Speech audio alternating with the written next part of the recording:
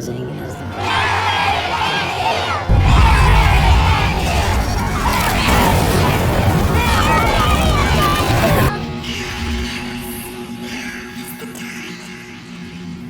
Halo para pecinta film horor. Baru-baru ini Sony Pictures merilis film horor terbaru mereka. Sudah nonton lah ya. Film ini sedikit kontroversial ya, dengan posternya yang dimana patung Bunda Maria ditampilkan cukup menyeramkan guys. Tapi gue tidak akan bahas soal beritanya. Gue akan bahas lebih kepada jeroan filmnya sendiri. Film ini berjudul The Unholy dan ditulis dan disutradai oleh Evan Silopoulos. Doi juga sebelumnya menulis naskah film-film seperti Charlie Angel, Beauty and the Beast, dan masih banyak lagi tentunya. Film ini diadaptasi dari novel berjudul Shrine tahun 1983 karya James Herbert, lalu diproduksi oleh Sam Raimi. Film The Unholy sendiri sampai saat ini mempunyai rating 5,1 di IMDb. Bisa dikatakan baik lah ya. Oke guys, kita langsung saja ke ceritanya. Dan jangan lupa pasang earphone kalian dan enjoy. Kisahnya begini. Dulu, di tahun 1845, ada beberapa orang yang sedang melakukan sebuah hukuman kepada seseorang yang digantung dan diikat di sebuah pohon. Dan mereka juga memasangkan sesuatu di wajahnya. Kalau kita lihat orang ini sedang dibakar hidup-hidup guys. Terdengar dari jeritan suaranya, dia adalah seorang wanita. Dan terlihat juga ada salah satu dari mereka membacakan doa-doa atas nama Tuhan. Sambil dia menunjukkan sebuah boneka, kayak seperti boneka voodoo guys. Serem juga ya.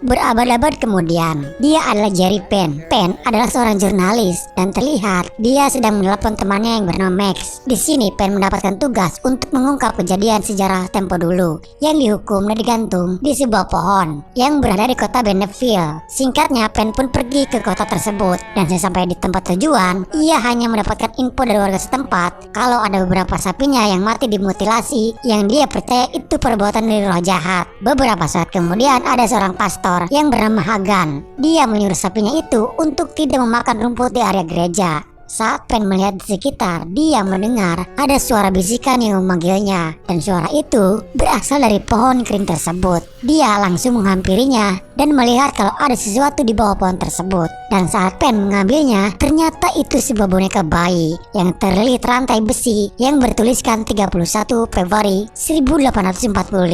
Bonekanya cukup menyeramkan guys, namun di sini dia malah merusak dan menginjak boneka bayi tersebut. Sedikit info aja, kalau boneka itu adalah pengikat iblis yang selama ini terkurung di boneka tersebut.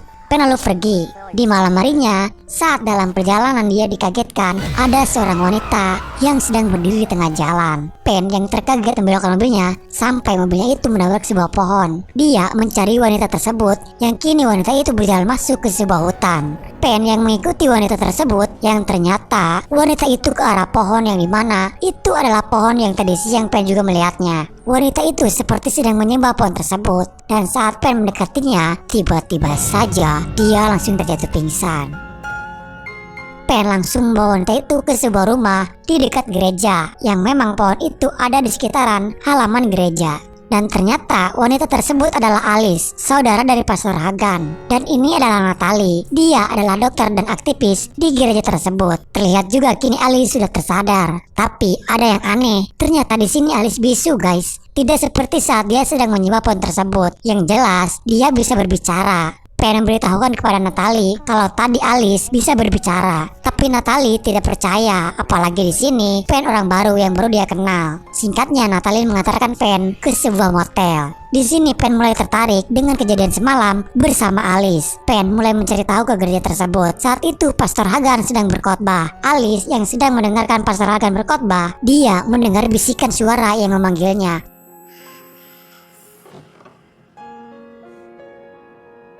Lalu Alice mengikuti arah suara bisikan tersebut. Mereka yang berada di dalam gereja yang melihat Alice berjalan keluar seperti terhipnotis dan mengikuti Alice dari belakang dan menuju ke sebuah pohon tersebut. Di sini Alice melihat wajah bercahaya putih di pohon tersebut. Dan tiba-tiba saja Alice bisa berbicara guys. Tentu saja membuat mereka semuanya terheran. Di sini juga Alice sepertinya mendapatkan wahyu dan menyampaikan sebuah pesan yang didengarnya. Kalau mereka semuanya harus kembali besok. Dan pesan itu dari yang bernama Mary. Mereka, para jemaat yang melihat itu adalah sebuah mukjizat dan menganggap kalau pesan itu dari Bunda Maria. Para jemaat percaya Bunda Maria berbicara kepada mereka. Singkatnya, berita itu menjadi viral di mana-mana. Tak hanya itu, Alice juga kini punya mukjizat, bisa menyembuhkan segala penyakit. Tapi sebelumnya dia harus meminta izin kepada penghuni pohon tersebut. Dan kini dia pun dijuluki sebagai Alice yang suci.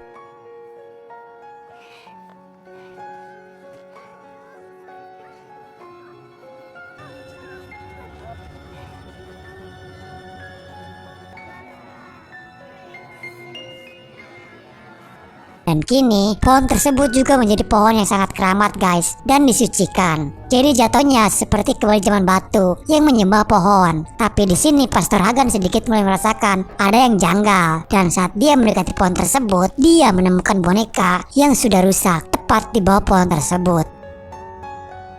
Di lain scene, Alice semakin terkenal. Tentu saja itu keuntungan bagi fan yang sebagai jurnalis eksklusifnya Alice. Alice hanya mau berbicara semuanya kepada fans saja. Di suatu malam, Pastor Hagan yang sedang berada di ruangan tempat penyimpanan dokumen gereja, dia tak sengaja menemukan sebuah buku kuno yang tersimpan terpisah di sela-sela tembok yang tidak biasanya. Dan saat dia membuka buku tersebut, dia menemukan buku ritual perjanjian untuk iblis. Di keesokan malamnya, Pastor Hagan didatangi jemaat yang akan melakukan pengakuan dosa. Di sini gue kurang paham guys, maksudnya gimana. Terdengar suara jemaat itu seorang wanita. Awalnya normal-normal saja, dia ngaku dosa dan bla bla bla. Tapi lama-lama menjadi menyeramkan dan seperti malah menjadi ancaman untuk Pastor Hagan.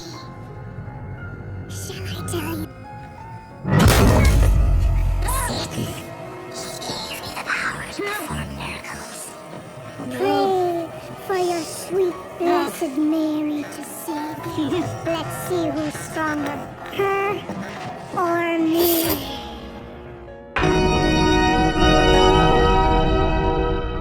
Saat pastor itu melihat orang tersebut, ternyata tidak ada siapa-siapa di sana. Lalu muncullah iblis dengan wajah berkedok hitam.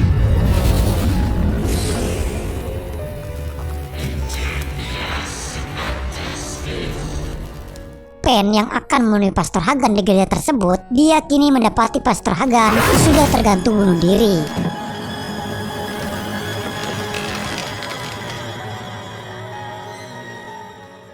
Di sini, Alice begitu bersedih kehilangan pamannya yang telah meninggal. Fan merekam pembicaraan mereka karena di sini Fan adalah seorang jurnalis dan tentu saja publik juga ingin tahu apa yang dirasakan oleh Alice yang sekarang sudah menjadi sorotan masyarakat luas. Saat Fan melihat hasil rekaman tersebut, di sini ada sesuatu yang aneh di belakangnya Alice.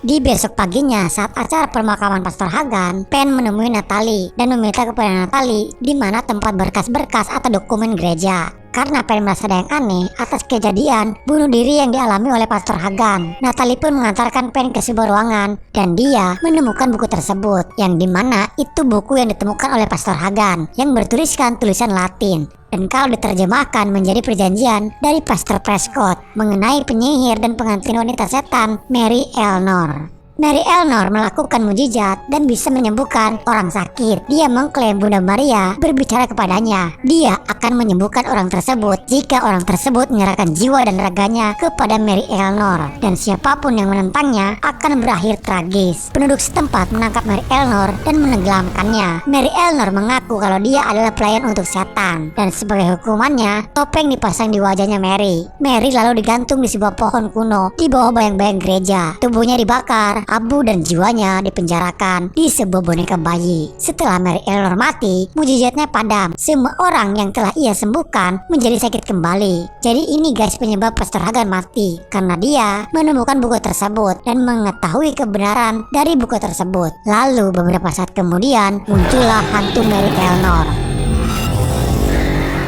Tapi untungnya mereka berhasil selamat. Di lain scene, Alice yang ada di dalam acara penghormatan terakhir kepada pamannya itu, Alice mendengar kembali suara bisikan Mary. Di sini, Alice masih percaya kalau itu adalah suara bisikan dari Bunda Maria. Dia langsung naik ke mimbar dan menyampaikan ke jemaatnya pesan yang dianggap dari Bunda Maria tersebut, yang adalah kalau malam ini adalah perayaan untuk Mary. Mary ingin jemaatnya mengadakan kebaktian di pohon tersebut dan meminta semuanya untuk hadir di malam nanti karena dia akan menyampaikan pesan kepada umat seluruh dunia. Dan para jemaat di sana begitu sangat antusias, guys. Para jemaatnya percaya kalau Alice adalah sambung lidahnya Bunda Maria. Kini Pen menemui petinggi dari gereja yang bernama Bishop Jill dan memberitahukan buku tersebut. Namun ternyata dia tidak mempercayainya dan malah akan menjadi panitia untuk menjadi pelayan di perayaan Mary nanti malam bersama Alice dan juga Pastor Delgar. Lalu di sini Pen menelpon Natalie. Pen menemukan fakta baru bahwa sebenarnya sebelum Mary Eleanor mati, Mary Eleanor hamil dan melahirkan seorang putra, dan bayi tersebut diasuh oleh pemilik tanah setempat. Putra Mary Eleanor itu bernama Nicholas Paget, dan Nicholas Paget mempunyai anak bernama Alice Paget, yang artinya Alice adalah keturunan dari Mary Eleanor sendiri. Sebelum kematiannya, Mary Eleanor melakukan perjanjian dengan iblis untuk meminta hidup dan kekuasaan yang kekal. Dan Mary Eleanor akan hidup melalui anak-anak keturunannya itu. Dan tiba-tiba saja telepon mereka terputus. Kini Pen dihadapkan dengan patung itu berubah menjadi Mary Eleanor.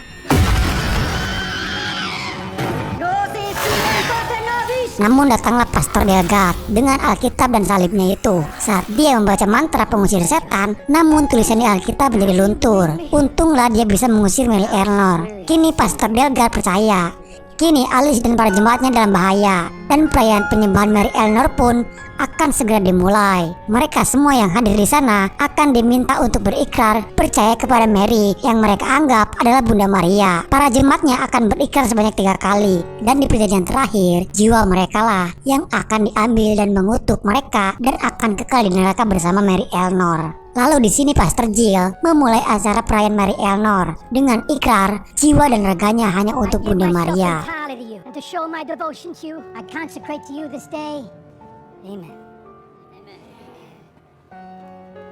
Di lain sisi, Pastor Delgar bersama Fen dan juga Natalie sedang menyusun rencana. Di sini, Pastor Delgar akan memenjarakan kembali Mary Eleanor dengan baikan berbentuk boneka, seperti yang dilakukan pastor pendahulunya. Namun saat pastor itu akan menyalakan lilin suci, tiba-tiba saja lilin itu mati dengan sendirinya. Dan ternyata kini patung salib itu malah terbakar dengan sendirinya, menimpa Pastor Delgar. Pastor Delgar harus mati terbakar bersama patung salib. Dan kini semua orang telah banyak berkumpul di acara perayaan Mary Eleanor. Jalan satu-satunya untuk menyelamatkan mereka adalah dengan membuat mereka ragu, karena dengan keraguan itu akan melunturkan iman mereka kepada Mary Eleanor yang mereka anggap adalah Bunda Maria. Dan kini Alice keluar menuju mimbar dan berkata kepada jemaatnya kalau Mary ada di sini. Ritual perjanjian dengan Mary Eleanor pun kini dimulai. Mereka semuanya mulai berikrar yang akan sepenuhnya percaya dan menyerahkan jiwa raga mereka kepada Bunda Maria, yang padahal itu adalah tipu daya setan Mary Eleanor.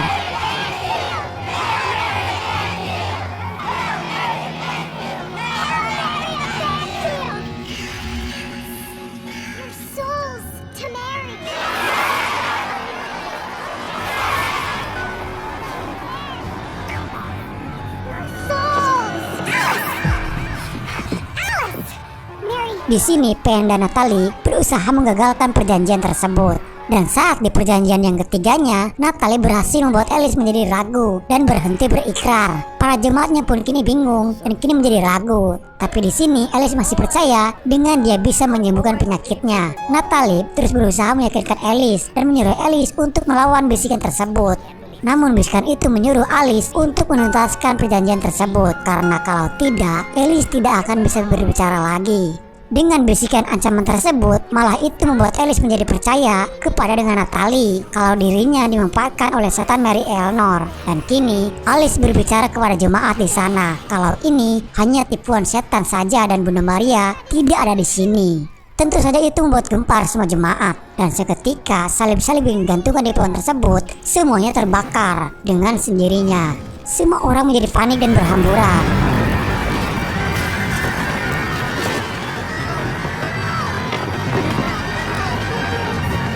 Lalu kini Mary Eleanor keluar.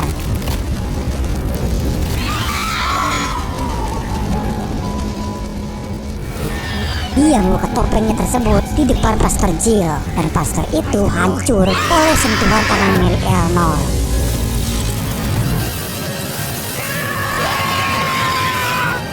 Kini Mary Elnor menyerang Fen. Saat dia akan membunuh Fen, Alice datang menghadang dan tangan Mary Elnor menyentuh Alice yang ternyata itu menghancurkan Mary Elnor sendiri. Mary Elnor kini hancur dan tak akan pernah kembali lagi.